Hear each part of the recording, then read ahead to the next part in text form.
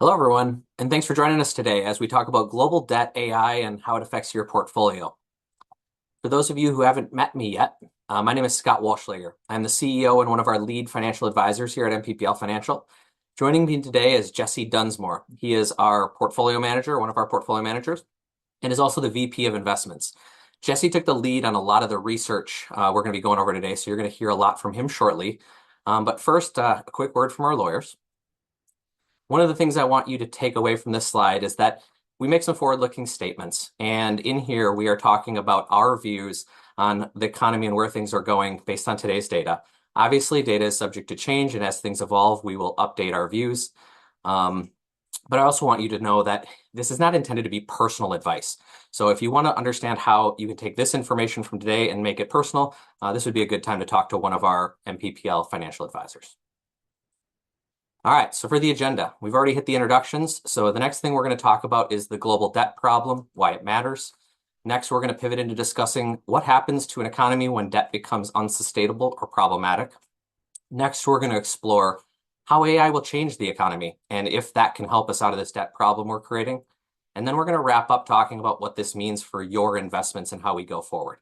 The last thing for today will be a question and answer section. And during that, we'll dive into questions from the group. So in the bottom of your window, there's a little Q&A window. You can click on that and type questions along the way, and we will get to those at the end. So with that being said, now let's bring on Jesse to dive into our first topic. We're going to begin with a basic question today. Are high global debt levels an issue within our clients' investment horizon, or is it just background noise? We're going to start with a broad economic model of the debt cycle. So the starting assumption is that we have an economy that's healthy and strong, low debt levels, and is growing. As incomes rise and as asset values increase, both households and businesses gain more confidence to borrow. And as they borrow money, that money is taken and purchasing more assets, and asset values rise, incomes rise, and you get into a self-reinforcing positive cycle where the economy grows and debt levels can expand at healthy levels. If that debt builds up to be too large, and if you get something like high interest rates or some type of economic shock, you can have a recession where the private sector then is forced to deleverage. Typically, what will happen then is as the private sector deleverages, the government steps in and they begin to stimulate the economy to support it during a recessionary period. And oftentimes that stimulus is funded by borrowing. And the government then begins to take on the amount of debt that the private sector had previously built up. So the debt shifts from private sector to public sector. If the government continues to run deficits and continues to borrow, that level of debt can reach an unsustainable level.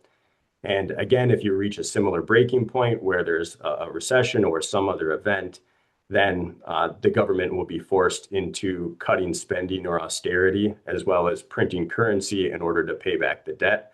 And that deleveraging phase then moves the entire economy back to a lower level of debt, and the economy can then stabilize and re-begin the cycle from a healthier level. So now let's take a look at some data and see if we can gauge where we're at in this kind of broad model of a debt cycle.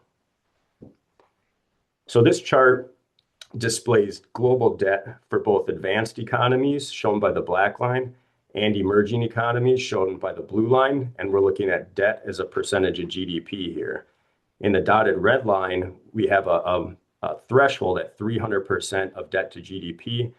This isn't a hard and fast rule, but when debt exceeds 300% of GDP, it becomes more concerning. And what we see from the chart is that over time, debt's been building up in both advanced and emerging economies, and now they've converged where they both exceed 300% debt to GDP, which is causing us some concern.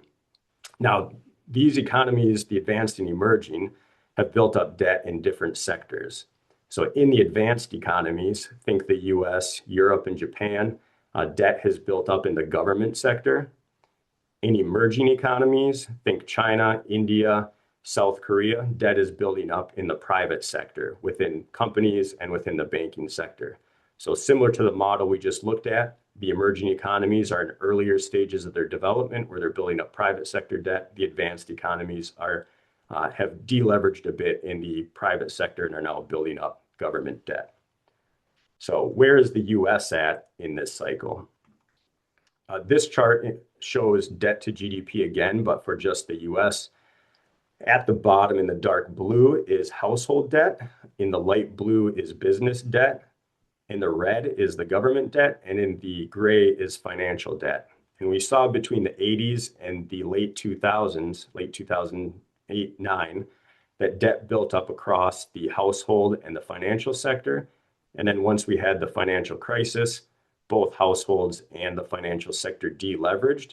And from that period on, we saw debt build up in the government sector. So the red bars became larger through that period and continued to grow, where debt on the federal government now stands at just over 100% of GDP. And we still remain above 300% debt to GDP.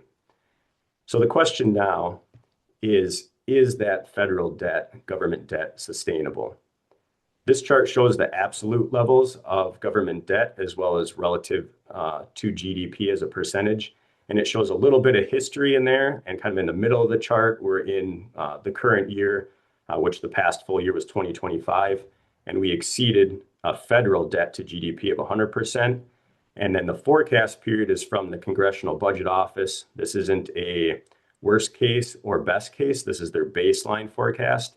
And they forecast debt continuing to grow from around $30 trillion to $56 trillion, or 120% of GDP.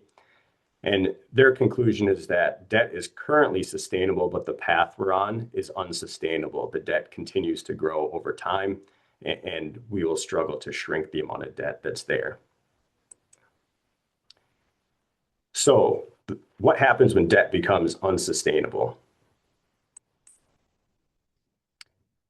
We're going to talk a little bit about a term that economists use called fiscal dominance. There's two main agencies within the government that focus on the economy. One is the Federal Reserve, and the Federal Reserve, they use interest rates and the money supply to try and keep inflation low and employment high, or unemployment low. And the Treasury Department, they're primarily responsible for collecting taxes, paying bills, and if the amount of taxes don't match up with the bills that they have to pay, then they issue debt in order to fund government. And so when that debt becomes too large, the Federal Reserve gets put between a rock and a hard place. So if the Federal Reserve wants to raise rates, let's say because inflation is high, raising rates will raise the interest payments on the government debt and potentially trigger a debt crisis. If they want to keep interest rates low in order to make the large amount of government debt manageable, they risk having runaway inflation, neither of which obviously is a good result.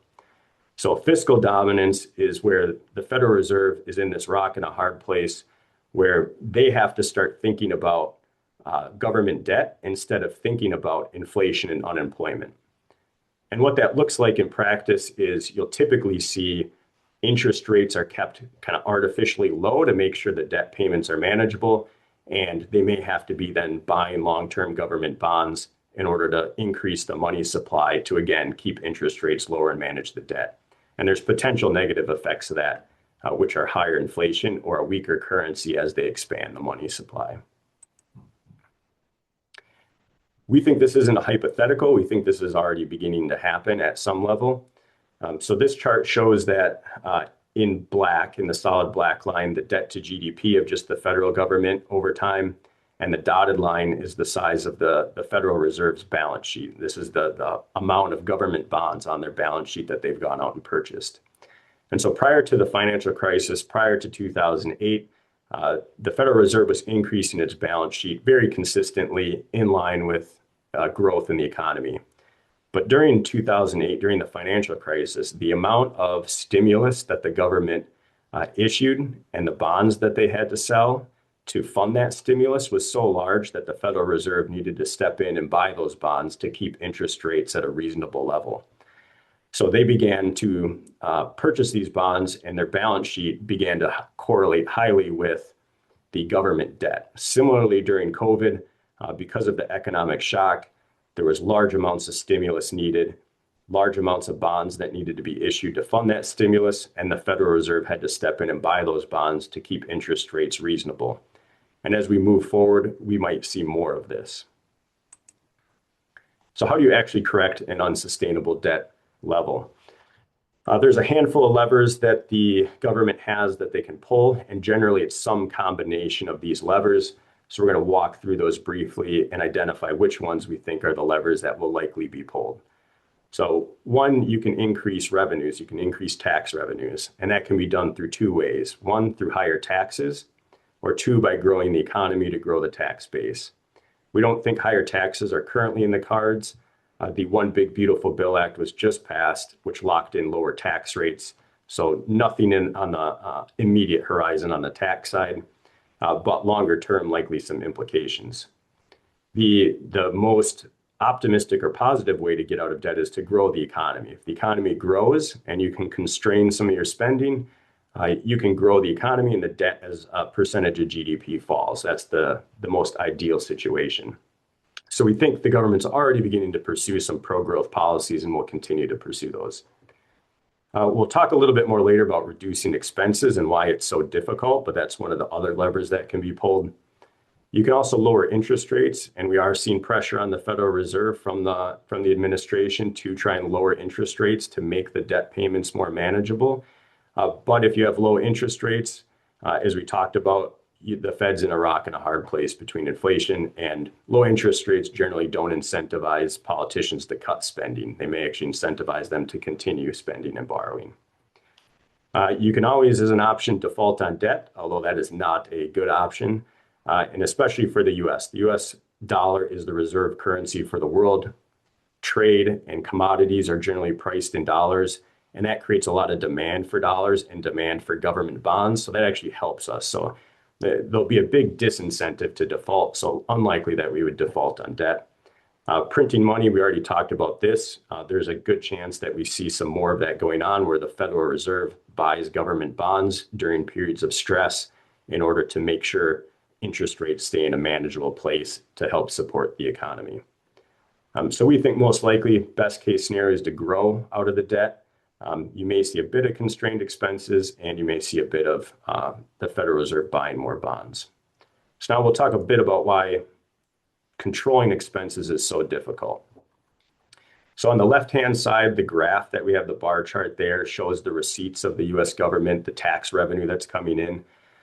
The US government brings in around $5 trillion in taxes a year. The bar chart on the right shows the expenditures, and we spend about $7 trillion in government expenditures a year. So we bring in $5 trillion and we spend $7 trillion. So there's a $2 trillion gap that needs to be made up each year by issuing debt. So can we cut spending? The big categories here, we'll start with defense spending, which is shown in blue. The defense spending, given the current geopolitical situation, we're likely to see those expenses rise, not fall, and unlikely that we'll be cutting expenses anytime soon. Similarly, the next category, all in green, are our entitlement spending. So we know that the baby boomers are retiring, and the spending on Social Security and Medicare, those costs are only going up and are likely to continue going up. Finally, the other large category is the interest payments on the debt. With the amount of debt that's built up, the interest payments on that debt now exceed defense spending, which is not a good sign.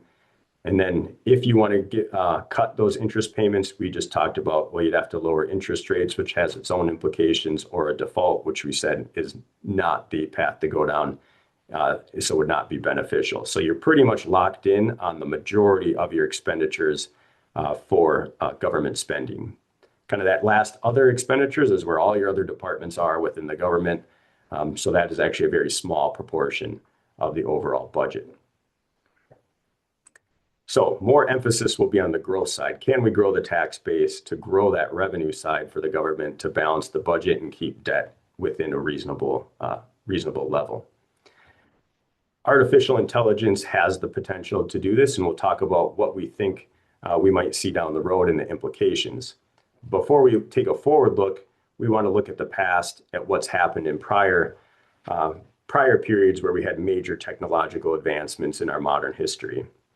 So the first is industrialization, which occurred between the 1870s and 1920s. This is the advent of railroads, steel, electrification, autos. This was major, major shifts in the economy and major technological advancements.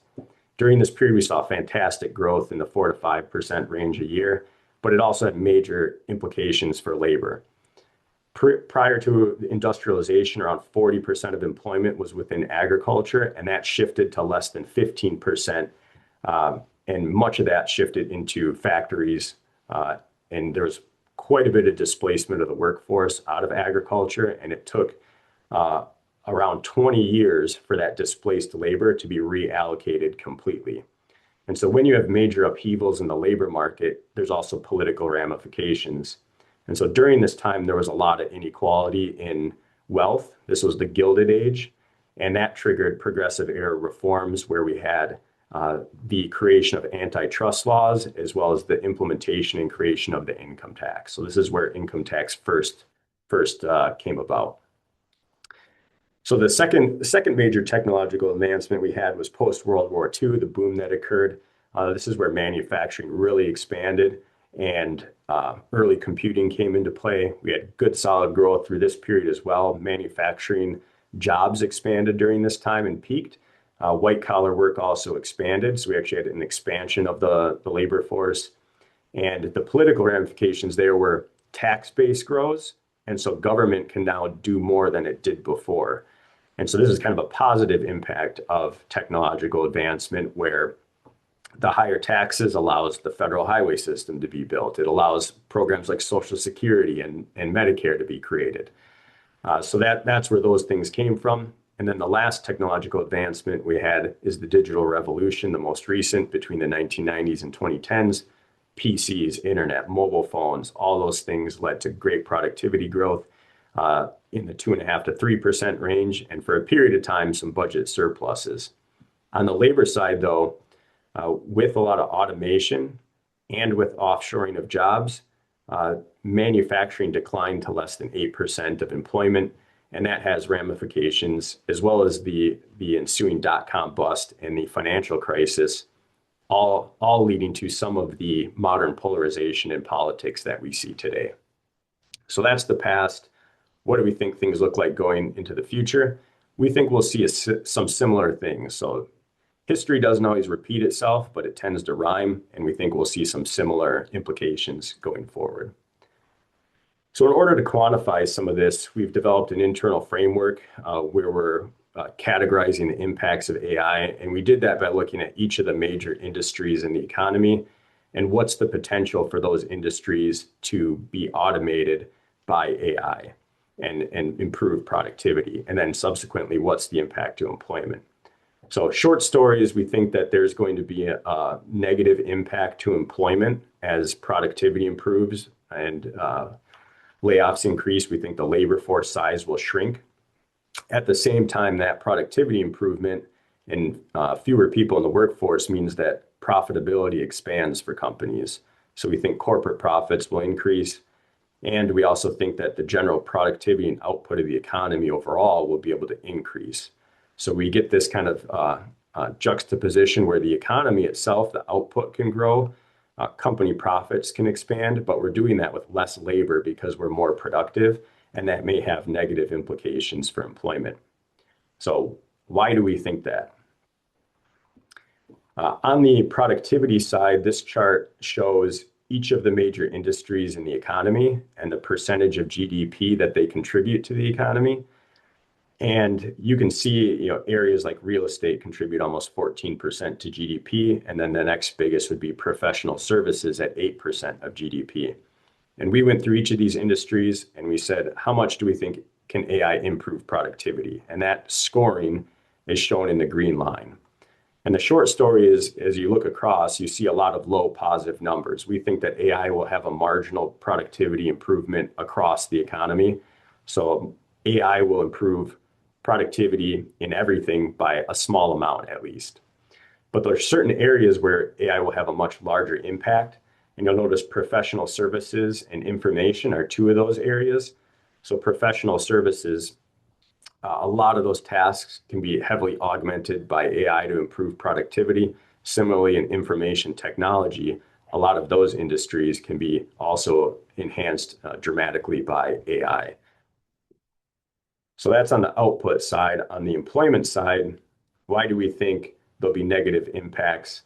This chart similarly shows the level of employment by each major industry as a total share of the economy. So we see in this case, healthcare is the largest employer, followed by government, and then followed by retail, trade, and other service industries. And we've highlighted with the box the areas we think are largest and most impacted.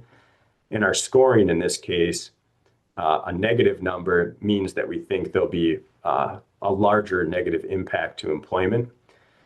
And so this is really when you get into the service side, we think a lot of the roles will be heavily augmented by AI. So when you start thinking about professional services, which employs a lot of people, you start thinking about attorneys, accountants, finance, research, consultants, engineering, all these things, AI tools will help improve productivity dramatically.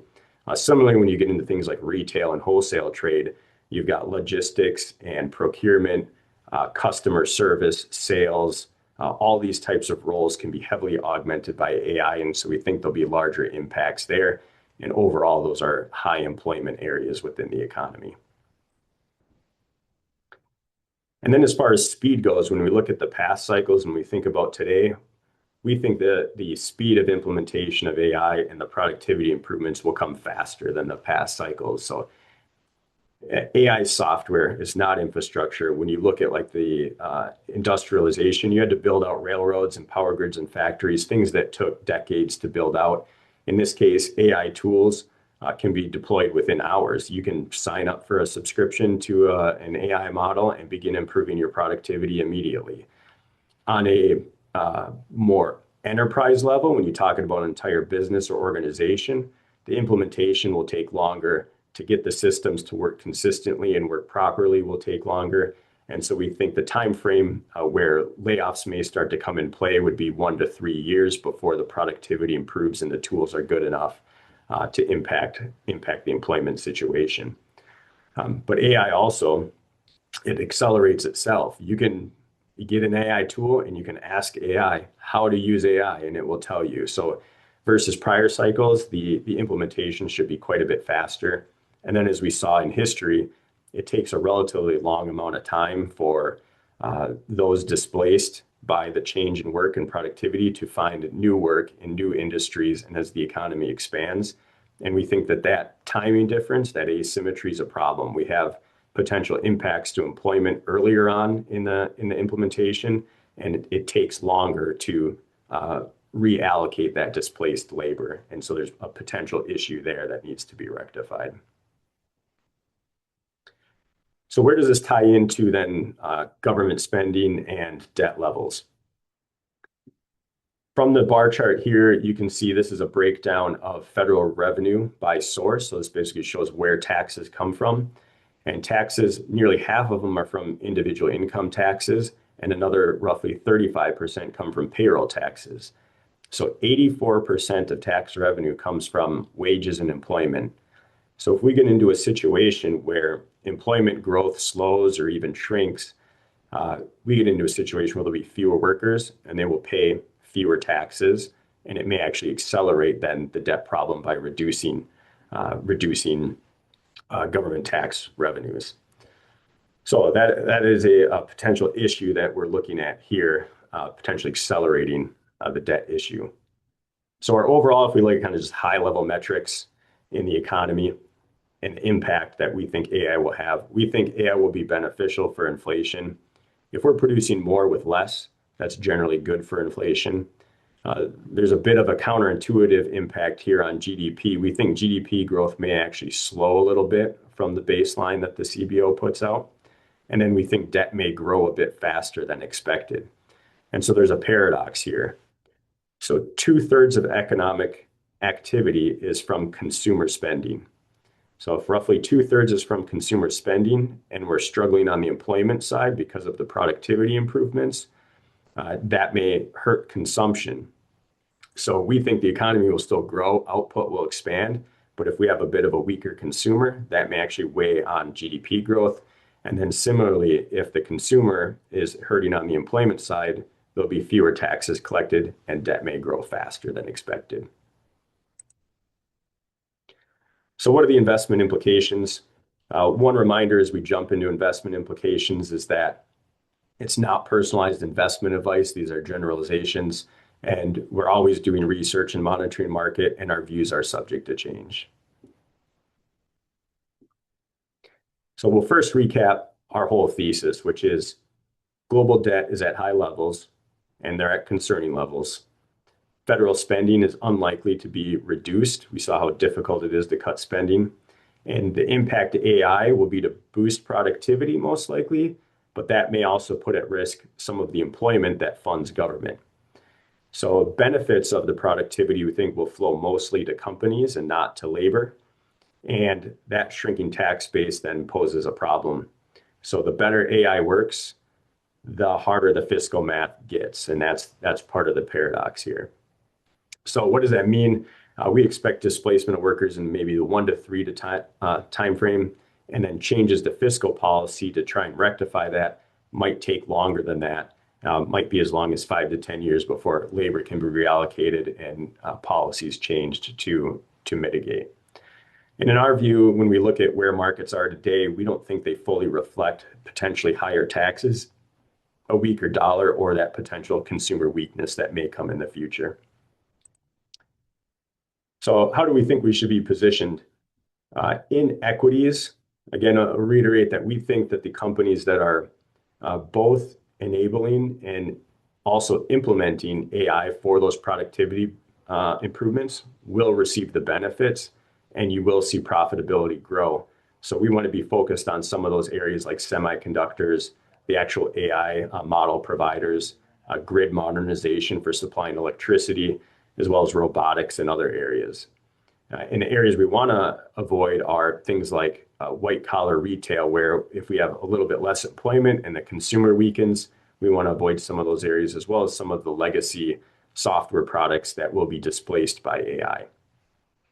On the alternative asset side, looking down the middle, with potential for some more expansion of the monetary base, the currency, there's potential for a weakening of the dollar. And so we want to be looking at hard assets and commodities as a hedge for that, and then a hedge for potentially higher inflation if we end up in that regime where the Fed has to manage the debt rather than manage inflation. So that's what we're looking at in alternatives. And then also avoiding areas like, office commercial real estate. That's already been hit hard by work from home, and that may only be exacerbated by AI.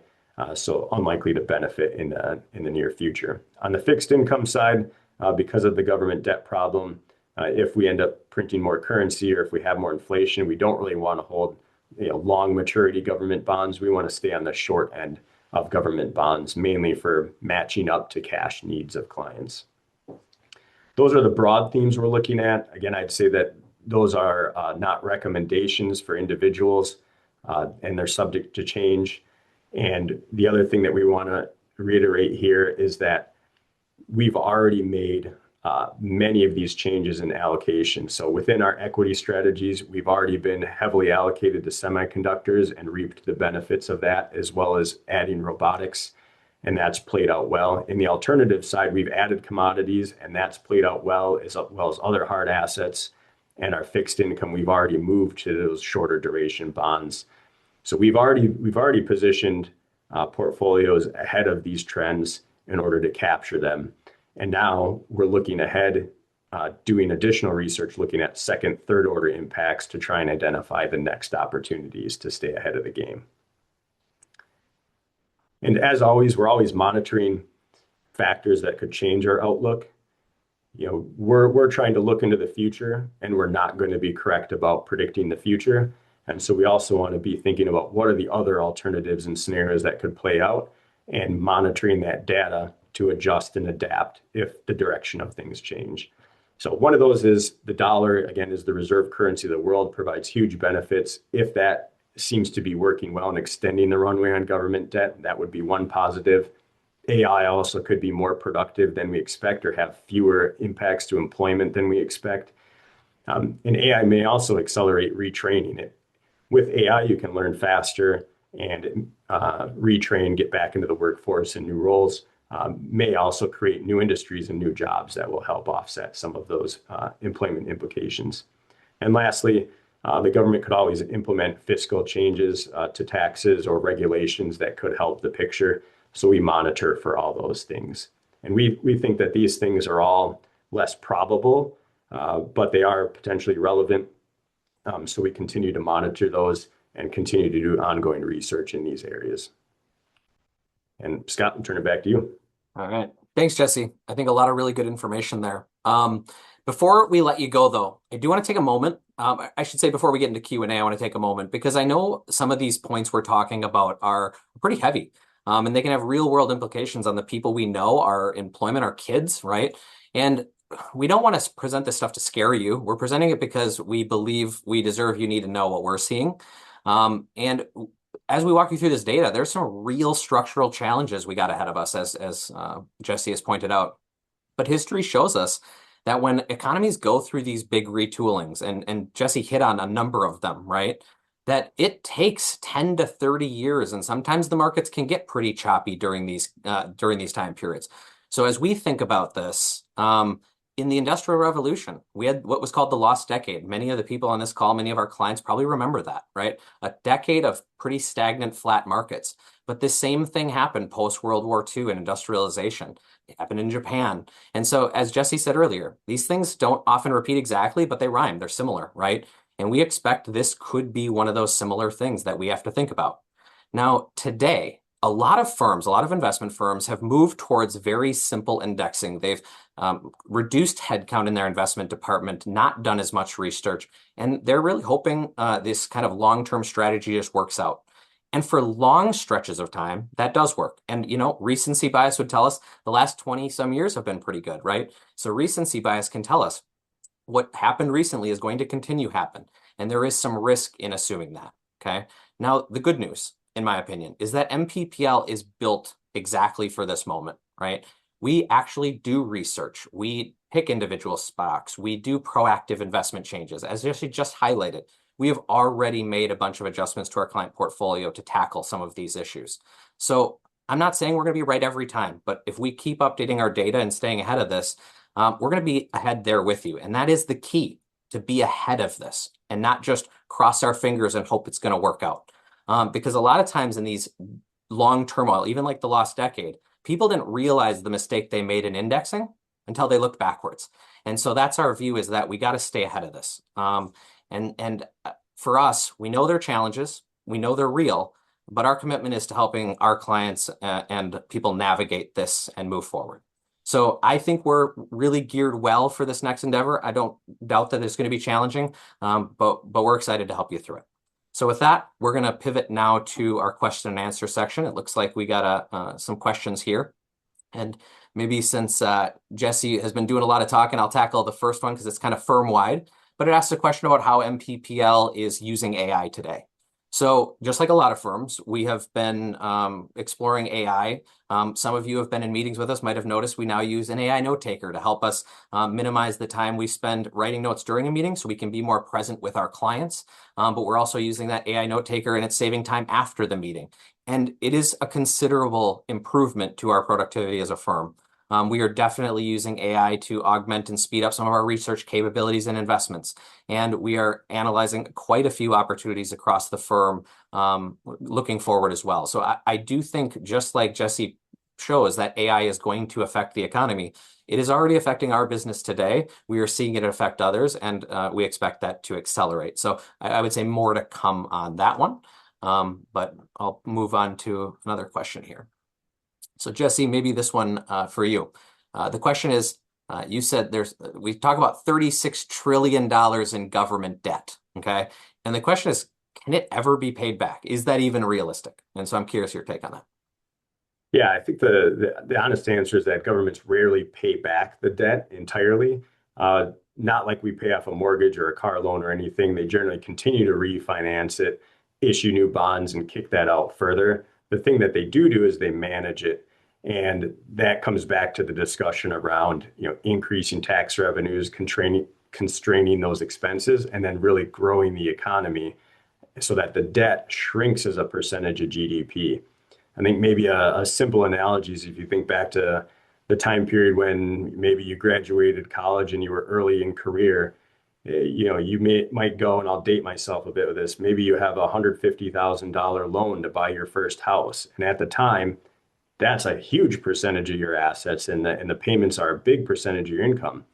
But if you've advanced in your career and you're closer to retirement, and you have a $150,000 mortgage on your house, but your assets have now grown tremendously and your income's much higher, well, it's not really a large debt anymore. And so that's kind of the similar strategy for government, is to try and grow the economy, expand the tax base, and make that debt a small percentage of the economy. Thanks. I think it's good. Another question just came in. It says, if employment is going down and less collections of Social Security tax, how do you anticipate Social Security benefits being impacted for those planning to collect in maybe 10 years? And so I might actually take a little bit of a stab at this, and then I'm curious how you might add this. I think Social Security and Medicare, you talked earlier about how they're really hard to cut because they're entrenched. They're promises we've made to people, right? And I think this is really tough, right? Because you've made a promise to somebody to pay them this Social Security check for their whole life. They've paid into it their whole life. And then taking it away in the 11th or 12th hour when they're actually ready to collect is a really tough bargain. And I kind of say it this way, it's like political suicide. For whoever the politicians is who are going to push this through, they're going to likely get booted out because the people who vote in large numbers are the people who are that age, right? And so I look at it and say, politicians do care about getting reelected. And so the odds of them cutting benefits for people who have already qualified seems low, right?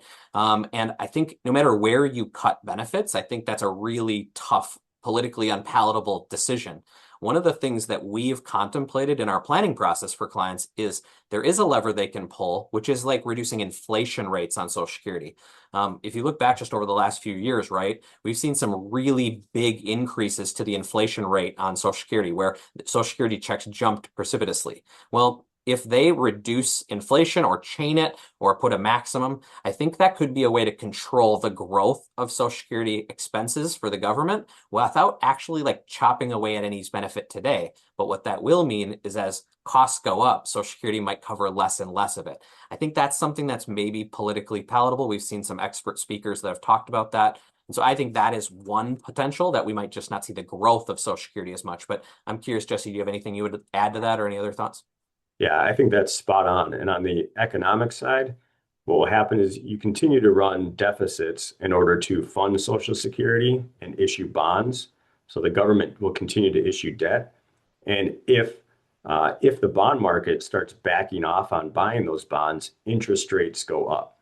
And if the interest rates start going up too high, that's where the Federal Reserve steps in and they start buying those bonds, expanding the supply of money. And so it'll still be funded, but you start to have inflation in the economy, and you're trying to inflate the economy and decrease the value of the dollar in order to decrease that obligation relative to the size of the economy. So that would be kind of the further implication to the economy. Good. There's a question here. I think it's probably best you to tackle it. It says, should I be worried about my money if there's a pending debt crisis? So I'm assuming we're talking about, deflation of money or something like that. Yeah, good question. And gets right to the heart of the matter. We don't think that there's any kind of sudden crisis that will happen. Again, the U.S. Has enormous advantages. We are the reserve currency in the world, which it puts us in the premier spot to continue to issue debt and fund government through deficit spending. Also, we think that the trajectory of some of these events will be very slow. When we looked at the history, these are decades that are going by. These aren't things that happen within a year. They're not a flash in the pan. So we think it's more likely that you see longer periods where the value of the dollar declines slowly, maybe longer periods where you have higher inflation than what you normally would expect or tolerate, things of that nature. And there'll be certainly hiccups here and there where you get issues that happen in the economy for a period of time. But we think the overall trajectory is kind of a slower and longer than what you might expect. and what we might even be thinking here as well. So this is more of a planning scenario. We want to plan and allocate for these types of risks and these types of opportunities that we're seeing so that we're properly positioned and prepared for them rather than them catching us off guard and by surprise. Yeah, that's good.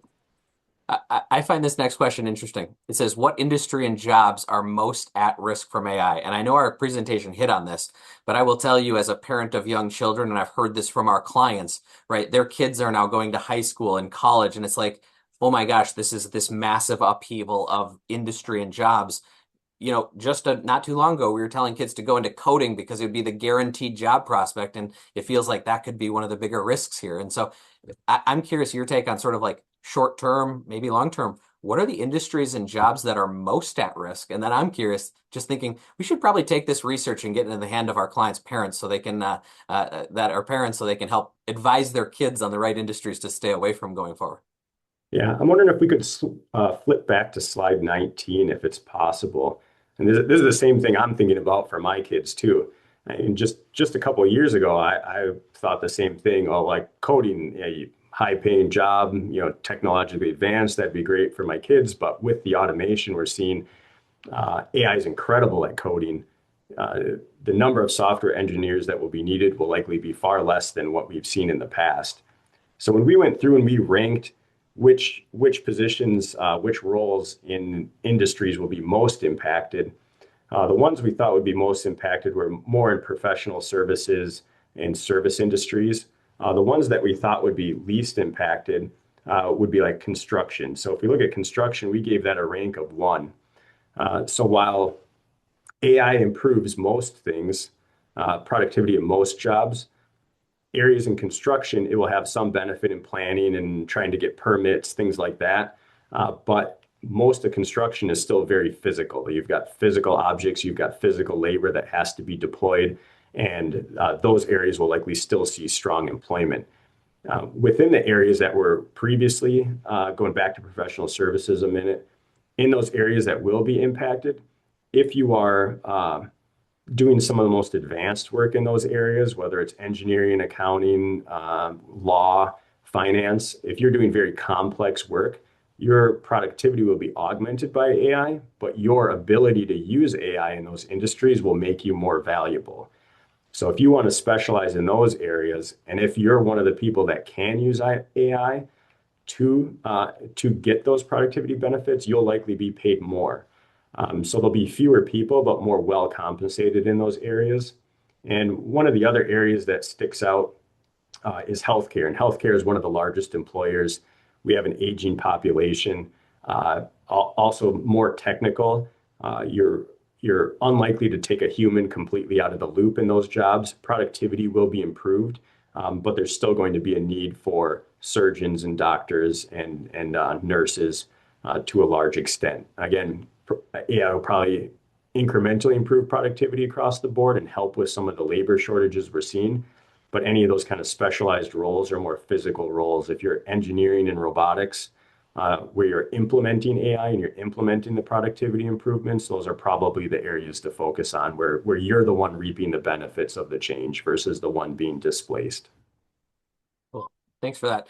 And I think many of our clients would love to hear more about this topic as we go forward. So it actually answered another question somebody had about healthcare specifically. So I'm going to kind of count that one as answered here. But there's a question for me. It says, what keeps me up at night as an advisor? And aside from my kids keeping me up at night sometimes, what keeps me up at night is when I think about this topic, it's, 5 years ago, I was actually very nervous about a totally different problem.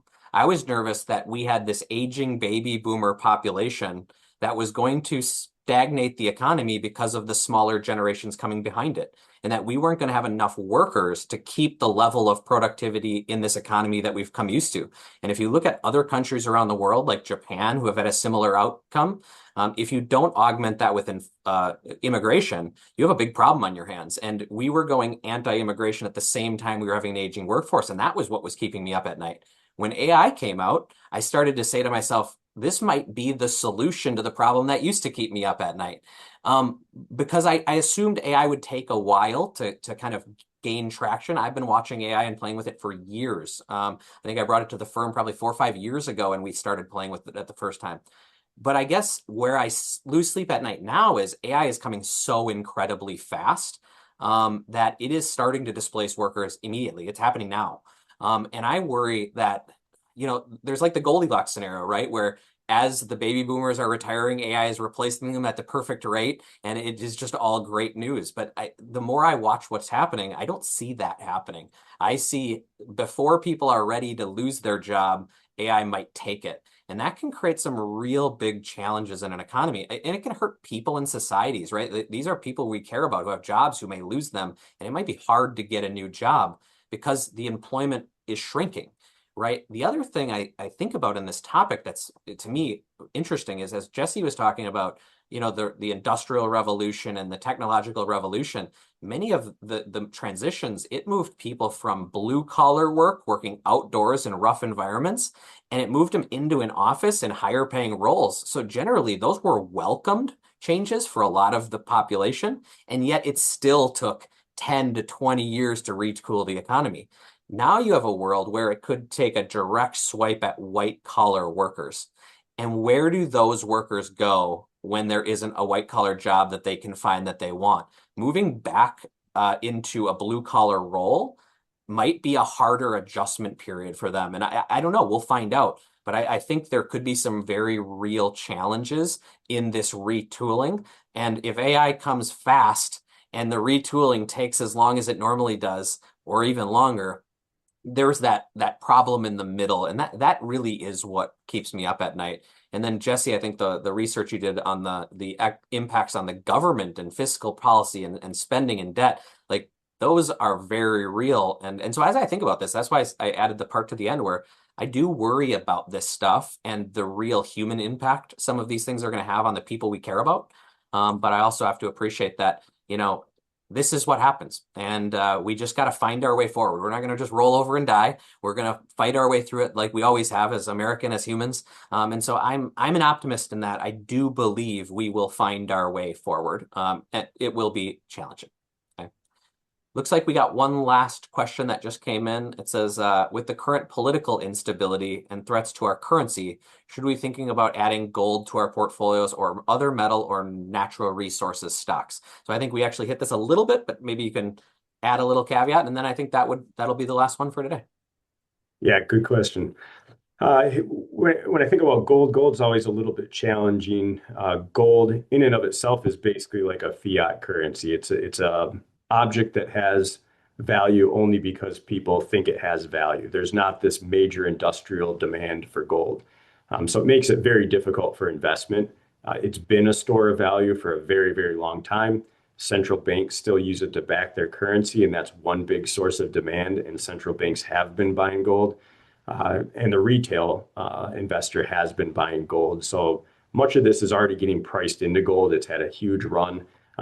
Might not be the time to get in, but that's always hard to say. What we prefer to do is we prefer to look at what are areas where there's still hard assets and there's businesses that index with inflation.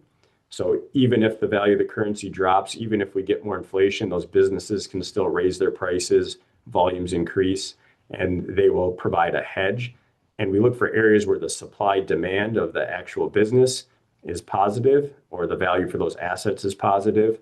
And we look to hedge that way because gold tends to be more speculative as it doesn't have any kind of inherent value. So we focus on the hard physical assets and businesses that serve the same function, but potentially do it even better in the long run. Excellent. Well, thanks, Jesse. I think this research was awesome. Presentation was good, and thanks for that. And for everybody here, thank you for attending. We'll be putting this out on the web, and more to come and more research from our firm going forward. So thank you all.